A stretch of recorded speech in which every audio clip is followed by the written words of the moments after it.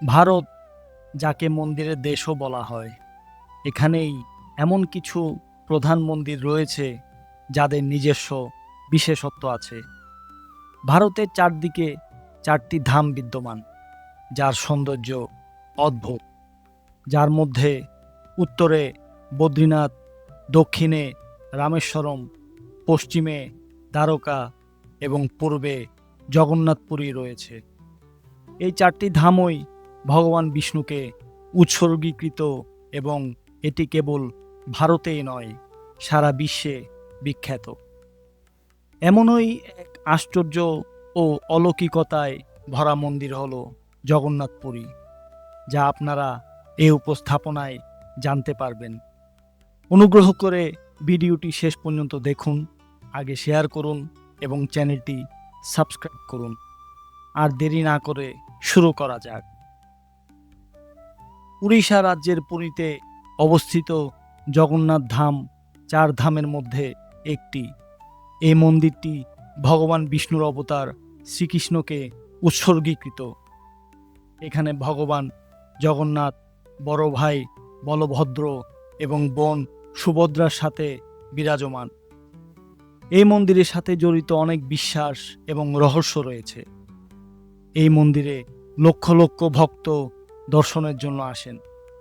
উড়িষ্যার উপকূলীয় শহর পুরীতে অবস্থিত জগন্নাথ মন্দিরের সাথে এমন অনেক রহস্য জড়িয়ে আছে যা জানলে আপনিও অবাক হয়ে যাবেন।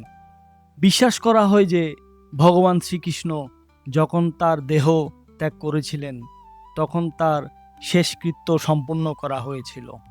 এই সময় তার শরীরের বাকি অংশ পঞ্চতত্ত্বে বিলীন হয়ে গেলেও তার হৃদয় স্বাভাবিক ও জীবিত ছিল।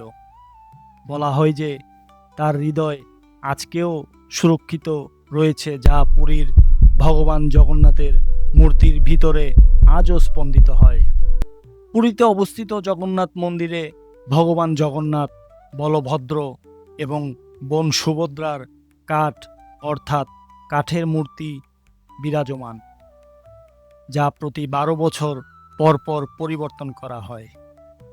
আর যখন এই মূর্তিগুলো পরিবর্তন করা হয়, তখন পুরো শহরের বিদ্যুৎ সংযোগ বন্ধ করে দেওয়া হয়। এই সময় মন্দিরের চারপাশ পুরোপুরি অন্ধকার থাকে।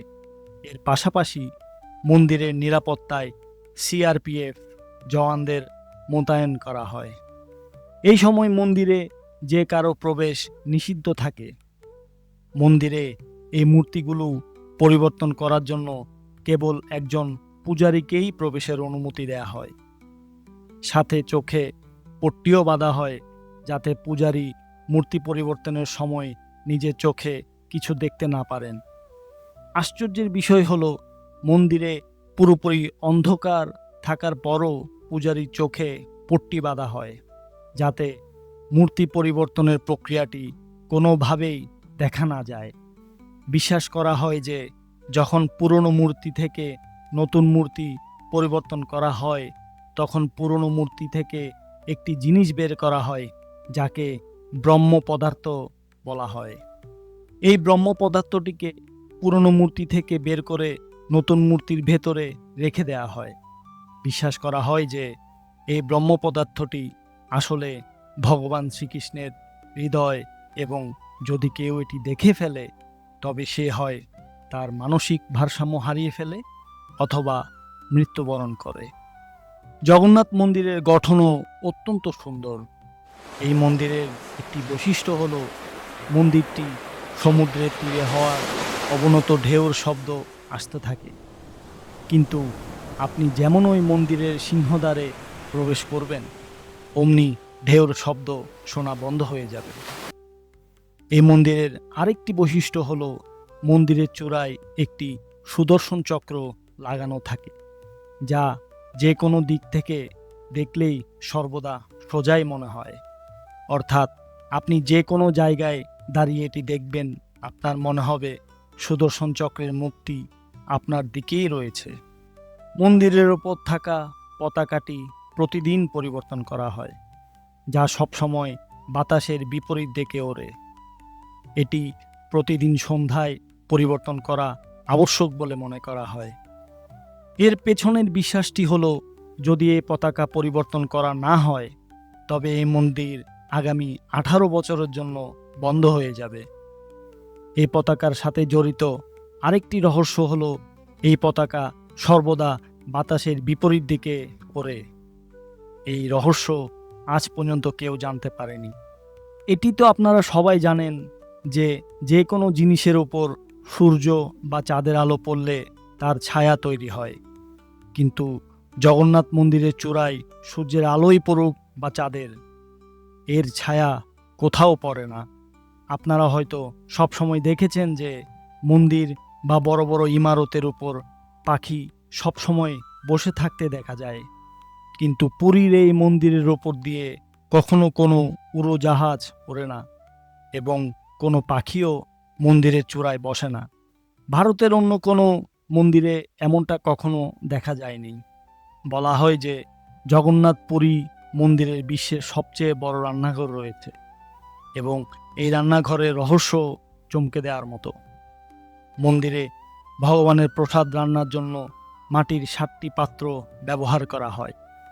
বলা হয় যে এখানে যত ভক্তই আসুক না কেন, প্রসাদ কখনো শেষ হয় না এবং কখনো নষ্টও হয় না।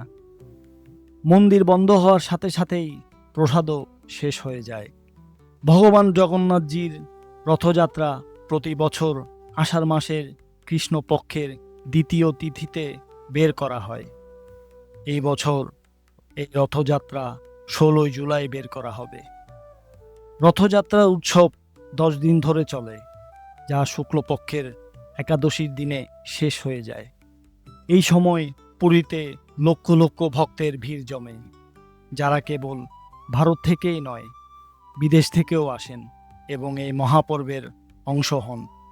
এই দিন ভগবান শ্রীকৃষ্ণ তার ভাই বলভদ্র এবং বোন সুভদ্রাকে রথে বসিয়ে গুন্ডিচা মন্দিরে নিয়ে যাওয়া হয়।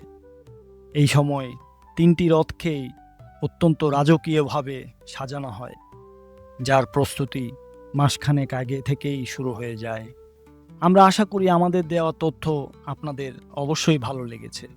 যদি আপনাদের আমাদের ভিডিওটি ভালো লেগে থাকে তবে আগে শেয়ার করুন, কমেন্ট করুন এবং ত্রিকালদর্শী চ্যানেলটিকে অবশ্যই সাবস্ক্রাইব করুন।